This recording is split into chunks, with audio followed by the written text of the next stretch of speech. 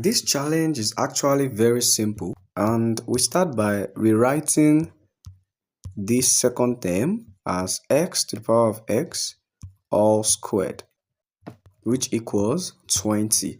And then we can go ahead to make a brilliant substitution and say let y equals x to the power of x. And for the condition, we know that y must be greater than 0. So after doing that, we'll be left with y plus y squared equals 20. And then when we rearrange this, we have y squared plus y minus 20 equals 0. And we can solve this by factorization because the two factors are 5 and minus 4.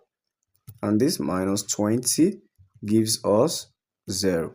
And then we factorize this to have y into bracket y plus 5 and then minus 4 into bracket y plus 5, and this equals 0.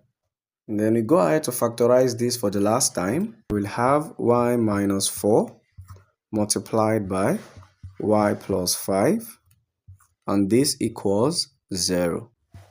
And therefore, we'll see that y equals 4 or y equals minus 5. And don't forget from our condition that y must be greater than 0. So this solution is invalid. And therefore, the only valid solution is x to the power of x equals 4. And we'll see that x to the power of x will be equal to 2 to the power of 2.